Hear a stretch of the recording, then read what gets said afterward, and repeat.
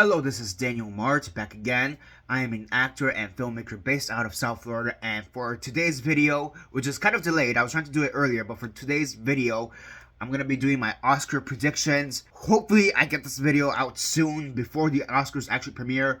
So, yeah, before we actually get into the actual video, I just want to kind of give a bit of backstory as to why this video is so late, because usually I do post Thursday, Friday at the latest. Clearly right now it's Sunday, the day of. I was having basically internet trouble, and because of that, that kind of affected my editing software, so I couldn't really edit. And then in the intervening days, I've also just been flip-flopping a lot on some of these categories, and I think now I have my final set predictions. Just for the sake of time, let's really get into it because I kind of just want to make sure I get this video out, edit it, and all. But let's just start off with the categories. So first off, for best visual effects, we have The Creator, Godzilla -1, Guardians of the Galaxy Volume 3, Mission Impossible Dead Reckoning Part 1, and Napoleon.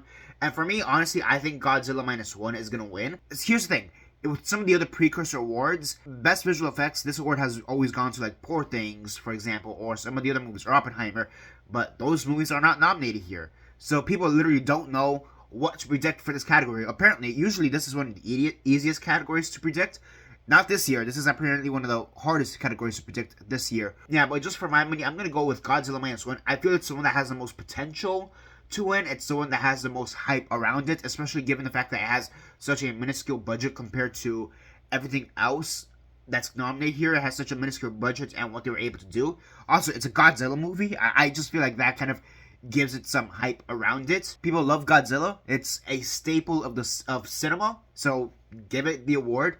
And it is one of the better or best Godzilla movies out there, just in general. So I think for that reason, Godzilla -1 is going to win. Also, apparently, the director of the movie is also nominated here for best visual effects, which is like a rarity. Usually, the director doesn't do the visual effects, but in this case, he did. Another great reason to give him the award. And yeah, but if Godzilla doesn't win, I don't know, the creator, perhaps. Okay, next up, we have best film editing. And this is one of the categories where I've flip-flopped a lot.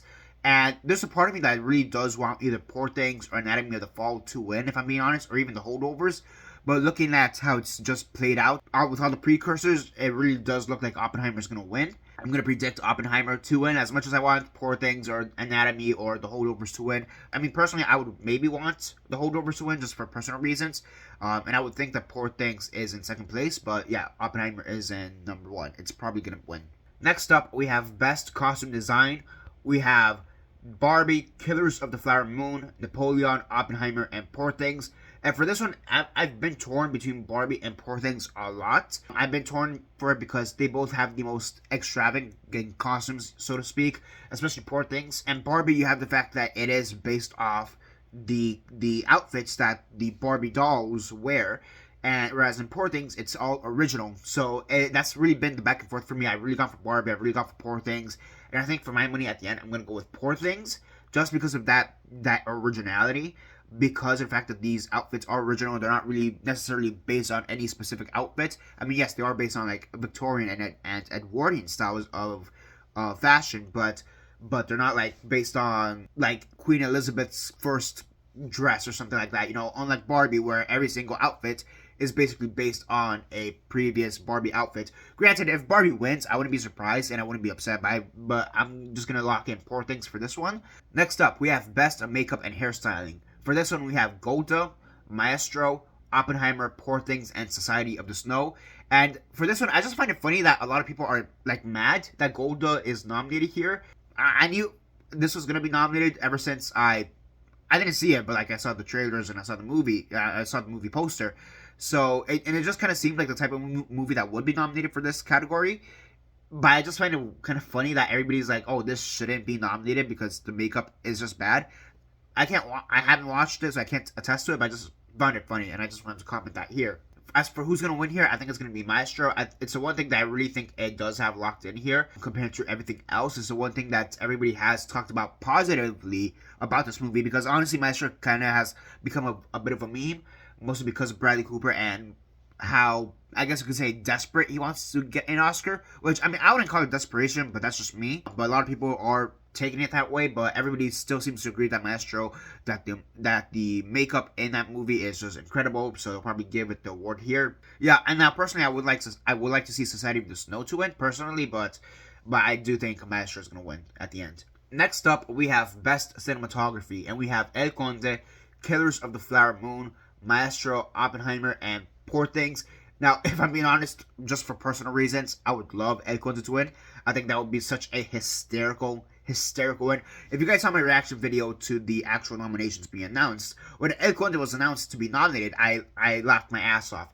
If that wins, I'd be fucking hysterical. I'd be laughing my ass off to the bank, so to speak.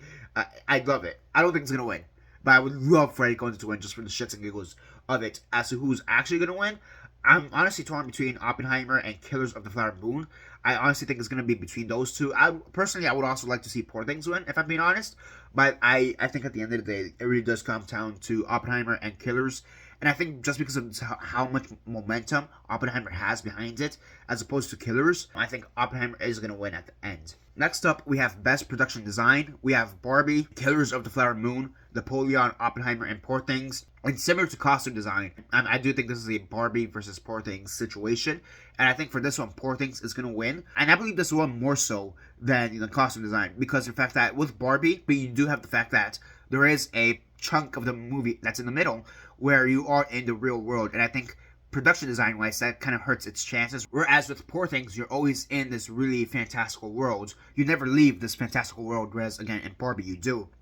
You go into the corporate office, and here's the thing, even the corporate office looks good for what it's supposed to do, but I do think once you leave Barbie Land, you do take some of that magic away, and I think people are gonna feel that, notice that, and give the win to Poor Things in this regard. Next up, we have Best Sound.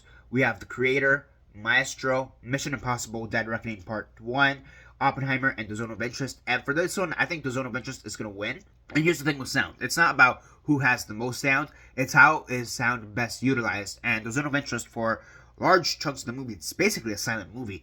So I think because of that, it'll be such a unique win as well.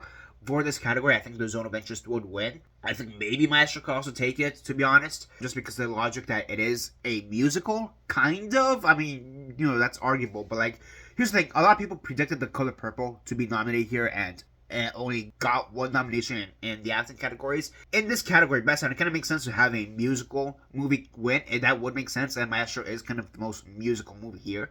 I think it's between those two, but I think at the end, The Zone of Interest just wins it. Next up, we have Best Original Song. We have The Fire Inside from Flaming Hot, I'm Just Ken from Barbie, I Never Went Away from American Symphony, Wajaji, A Song for My People from Killers of the Flower Moon, and What Was I Made For from Barbie. And yeah, I think What Was I Made For from Barbie is going to win. It just won the Grammy as well, and Billie Eilish, she's a former Academy Award winning person.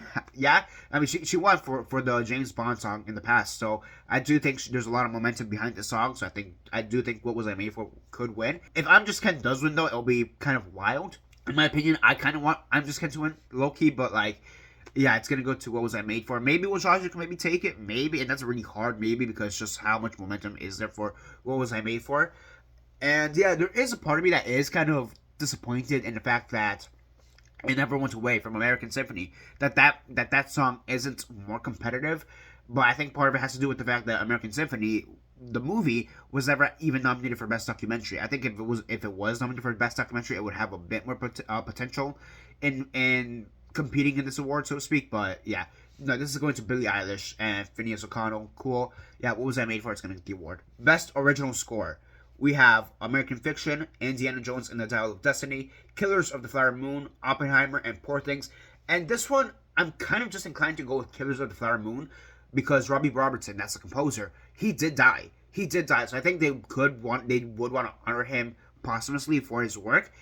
And for that reason, I kind of just want to give it to Killers of the Flower Moon. That's one that always felt like that. It just kind of seems right to me. I don't really see them giving it to John Williams. I know some people really want the American Fiction score to win, but I just don't see that.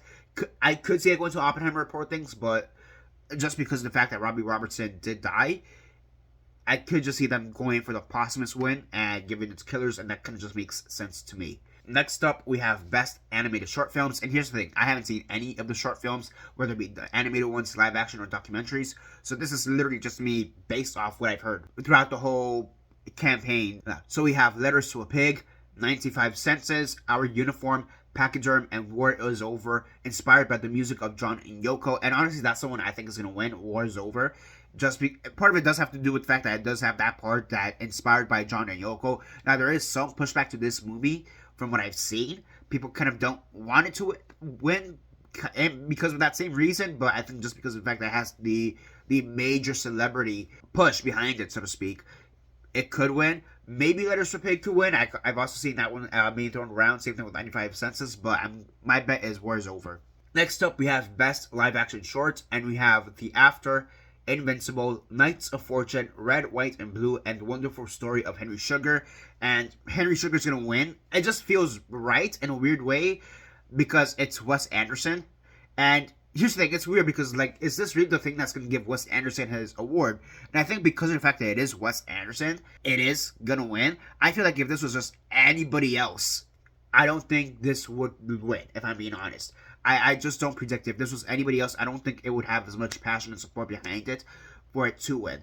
And even in this group, I could kind of say that the proof is with The After, because that one it has David Oyelowo, which is another known name for this category, but there isn't much push forward for that movie. And they're both on Netflix. Henry Sugar and The After, they're both on Netflix, but it's one of those things that Academy voters may just see, oh, Wes Anderson movie, give him the award, and Henry Sugar. Now, I have seen a lot of people wanting Red, White, and Blue to win.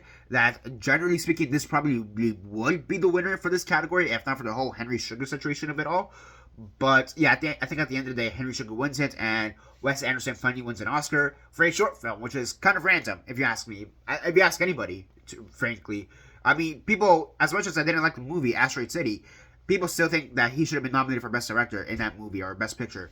I personally didn't like that movie, but hey, it just seems weird that he gets his Oscar for a short film and not a feature film. I mean, there definitely is a conversation to be had how short films are sometimes downgraded or relegated as lesser than feature films. That definitely is a conversation to be had. And I may be falling into that trap as well, which is kind of ironic because I do direct short films, so take that for what you will. But yeah, I think just in general, people are kind of weirded out by the fact that this is how he wins his Oscars. Because, I mean, personally, I'm in the agreement that he should have won something for at least the screenplay for Grand Budapest Hotel. But, hey, go figure. Next up, we have Best Documentary Short. And here we have The ABCs of Book Banning, The Barber of Little Rock, The Islands in Between, The Last Repair Shop, and Nine Nine and Waipo. And, yeah, I think Nine Nine and Waipo is going to win. It's done the most campaigning throughout this award season. It's the one that has the most support behind it.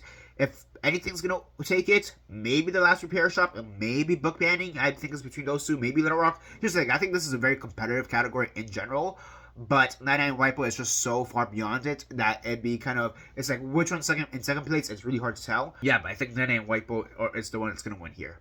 Next up, we have Best Documentary Feature Film, and we have Bobby Wine, The People's President, The Eternal Memory, Four Daughters, To Kill a Tiger, and 20 Days in Mariupol. And I'll be honest, I am still pissed off that Beyond Utopia is not nominated in this category. What the fuck is that? I'm super, incredibly pissed off about that. So who wins? 20 Days in Mariupol. I mean, it's the best known documentary out of this bunch. It's also talking about a timely topic with the whole thing going on in Ukraine. So I think just for that reason, it's gonna win. I mean, who's in second place? Maybe Four Daughters. It seems to be in second place, or maybe Bobby Wine as well. But like, yeah, 20 Days in Mariupol is gonna win. And here's the thing: I saw that movie, and I honestly wasn't really blown away by it. It just seemed like a very standard, quote unquote, documentary. But hey, congratulations. Best International Feature Film, we have Il Capitan from Italy, Perfect Days from Japan, Society of the Snow from Spain, The Teacher's Lounge from Germany, and The Zone of Interest from the UK. Zone of Interest is nominated for Best Picture. Gee, I wonder what the hell is going to win. I mean, Society of the Snow is the only one that could maybe compete, but again, it's going against something that's nominated for Best Picture. Best Animated Feature Film, The Boy and the Heron, Elemental, Nimona, Robot Dreams, and Spider-Man Across the Spider-Verse. And yeah, honestly, this comes down to Spider-Man and Boy and the Heron. There is a part of me that wants to say they'll maybe give it to Boy and the Heron because it's supposedly Hayao Miyazaki's last film, supposedly. There's also already rumors that he's planning his next feature film, so who the fuck knows? And I feel like he's already said, I'm going to quit filmmaking, like from the last time. Again, supposedly this is his last film, so we'll see what happens there, but I think that could give it a push to go, but I also feel like it's one of those things that's Western animation versus Eastern animation, so to speak. And because of that, just the animation that we're most used to, which is Spider-Man's animation, so to speak, is probably the one that's going to win. Also, the first one did win this category as well. So, yeah, I think Spider-Verse wins this award, but if they give it to Blaine Heron, I'll be very happy. Next up, we have Best Adapted Screenplay, and we have American Fiction, Barbie, Oppenheimer, Poor Things in the Zone of Interest. And first off, you do have to contend with the Barbie of it all, because everywhere else, Barbie has been nominated in original screenplay. But I think, regardless of that fact, I think American Fiction does win in this category. As much as I kind of want Zone of Interest to win, also Low-Key or Poor Things, I do think American Fiction is going to win this, even against Barbie. That's what everybody else is predicting. That kind of makes sense from what I've seen. And here's the thing, again, like I said, there is a part of me that wants Zone of Interest or Poor Things to win, but they just don't have the momentum like American Fiction has in this category. And maybe Barbie wins because of some bullshittery in the, because of how some category fraud bullshit, but American Fiction, I think, is my pick to win. Next up, we have Best Original Screenplay. We have Anatomy of the Fall, The Holdovers, Maestro, May December, and Past Lives. I don't think May December should even be nominated in this fucking category. I fucking hate that movie. So, yeah, I'm really happy it only got this nomination. I know a lot of people were pushing it for the actors to be nominated, and although they did give good performances, it's one of those things where they gave a good performance in a very, very bad film. And you can't really reward a good actor for giving a good performance in a bad film with a shitty script. So yeah, I'm very happy that none of the actors there got nominated. I'm very happy. I'm happy this is the only nomination, but honestly, I'd be fucking ecstatic if it got no nominations. I'm still pissed off that this got nominated, but besides the point. So who do I think is going to win? Anatomy of the Fall, honestly, it has the most potential. It has the most backing behind it. So I do think Anatomy of the Fall is going to win for that reason. Although personally, I would want Past Lives to win. But at this point, it's just a pipe dream. Next up, we have Best Supporting Actress. We have Emily Blunt in Oppenheimer, Danielle Brooks in The Color Purple, American Ferrera for Barbie, Jodie Foster for Nyad, and Divine Joy Randolph for The Holdovers. If anybody besides Divine Joy Randolph wins, it's going to be a fucking riot. I'm going to be honest. She's won everywhere else. Best performance here by far, and in this category by far. And yeah, Divine Joy Randolph wins. Emily Blunt could maybe take it, but that'd be such a riot. That'd be such a clusterfuck of a riot that I don't think they're gonna do it. I'd be shocked if they do it. And speaking of other shocking categories that it'd be crazy if they go somewhere else, Best Supporting Actor, we have Sterling K. Brown for American Fiction, Robert De Niro for Killers of the Flower Moon, Robert Downey Jr. for Oppenheimer, Ryan Gosling for Barbie, and Mark Ruffalo for Poor Things. RDJ has this in the bag. He's won everywhere else. It'd be crazy if he loses. I do think, though, that this category is a bit more competitive than Supporting Actress, where I do think Ryan Gosling could maybe take it.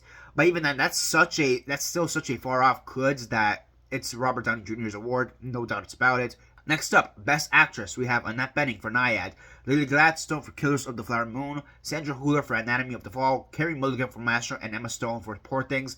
And I'm going to do a little rant here for Nyad, which I should have done in Supporting Actress, but I'm going to do it here. And that's the fact that I still don't think that Annette Bening should have been nominated in this category. Same thing with Jodie Foster. I do think Jodie Foster being nominated makes a little bit more sense, just because that one wasn't as locked up. With that fifth spot, to be honest. So that one, it makes sense that Jodie Foster gets in, but for this one, it doesn't make sense that Annette Bening gets in. And I'm not going to say that Margot Robbie should have been nominated. Granted, I did expect Margot Robbie to be nominated, but if you ask me personally, I would have put Greta Lee from Past Lives here. But yeah, Annette Bening being here, I saw the movie, it's an okay movie. She gave a good performance, but it's nothing that was out of this world. That's my little Nyad rant. As to who I think is going to win, this is between Gladstone and Stone. So it's honestly between those two. And if I'm being honest, I want Emma Stone to win. Mostly because I don't think Lily Gladstone is Best Actress material. She's not Best Actress. She is Best Supporting Actress. So if I'm being honest, there is some category fraud going on here. I don't think she's a lead actress. She is Supporting Actress through and through.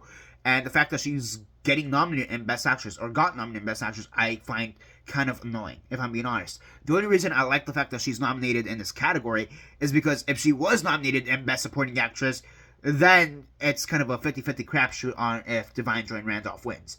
So there's that. This one's the one that I'm really torn on, because this one, I actually do think that Lily Gladstone could, legitimately win, based off all the support with her. But if I'm being honest with myself, I want Emma Stone to win. That's the thing. So who am I predicting? I do think at the end, kind of sadly, I'm gonna go with Lily Gladstone. Kind of sadly, but if I'm being honest, I really want Emma Stone to win. I think she gave the best performance here, arguably the best performance of the year.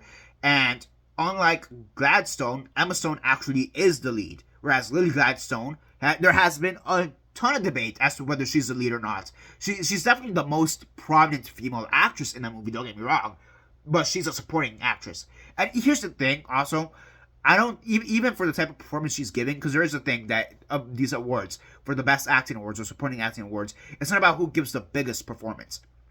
It's about who gives the best performance. And yeah, Emma Stone does give a very big performance. There's no doubt about it. Whereas Lily Gladstone does give a more subdued performance. But even with that logic, I don't even think she gives the best subdued performance of the year. Honestly, Sandra Hüller gives a better subdued performance. Same thing with Greta Lee. Like, it's one of those things, like, even within the acting category that she's in, so to speak, or the acting style that she's in, I don't even think she does it the best. And here's the thing, I'm not saying that she did a terrible job. I do think Gladstone did a great job in the film. But the thing is also, I just didn't connect with the character as much. And I just didn't connect with Killers of the Flower Moon as a movie as much as I would have hoped I wanted to. So that there's also kind of some bias there. And yeah, so this is one I'm really torn on. This is one that I really want Emma Stone to win. But the way it's going, Lily Gladstone is probably going to win. And I'll be honest, that still kind of feels a bit wrong to me just because of the fact that she's not Best Actress. She's Best Supporting Actress. Realistically, she's the supporting actress, but that's just how it's been this whole award seasons. So yeah, take that for what you will. Next up, we have Best Actor. We have Bradley Cooper in Maestro. We have Colman Domingo in Rustin, Paul Giamatti in The Holdovers, Cillian Murphy in Oppenheimer, and Jeffrey Wright in American Fiction. And congratulations, Cillian Murphy, you just won an Oscar, essentially. The only person here who could give him any kind of competition is maybe Paul Giamatti. That only would have happened had he actually won SAG just a few weeks back, and that went to Murphy. So yeah, Cillian Murphy wins. Well, I'll be honest, I would love for Colman Domingo to win this award, just for the fact that he is one of my favorite actors of all time. I think he's done incredible work every single time. So there is a part of me that kind of wishes Colman Domingo was a bit more competitive, and that he could win. If he wins, I'd be fucking ecstatic. I'd be so happy. But yeah, I don't think he's gonna win. But it's gonna go to Cillian Murphy. So yeah, but I am very happy that he even got nominated. Like, that alone is like a win for me. Like, that's such a great nomination. Next up, we have Best Director. We have Justin Trier for Anatomy of the Fall, Martin Scorsese for Killers of the Flower Moon, Christopher Nolan for Oppenheimer's, Yorgos Lanthimos for Poor Things, and Jonathan Glazer for The Zone of Interest. And yeah, Christopher Nolan, you just won an Oscar. Congratulations. I don't know, maybe Yorgos Lanthimos for Poor Things could take this award. It's one of those things, if they want to split the award between Best Picture and Best Director, I could see them giving Yorgos Lanthimos the award here. And because we all know what's going to win Best Picture. Best Picture, we have American Fiction, Anatomy of the Fall, Barbie, The Holdovers, Killers of the Flower Moon, Maestro, Oppenheimer, Past Lives, Poor Things, and The Zone of Interest. Again, congratulations to Christopher Nolan for your overdue Oscar. Oppenheimer wins. Is there even any question about this? Realistically, is there even any question about this? Who's in second place? Maybe Poor Things, maybe Killers of the Flower Moon, and that's about it. But yeah, this is locked up. This is going to Oppenheimer. That's about it. Although I will admit, personally, I would want it to go to like Past Lives, to be honest. Yeah, but that's just a personal thing. Yeah, Oppenheimer wins. Congratulations. And yeah, that is my Oscar predictions. You know, what are your thoughts? Comment all that down below. Let me know. And yeah, let's see what happens with the Oscars. And yeah, you'll see me with my reaction or my thoughts on what won in a few days. And that's basically it for now. This is Daniel Mart signing off.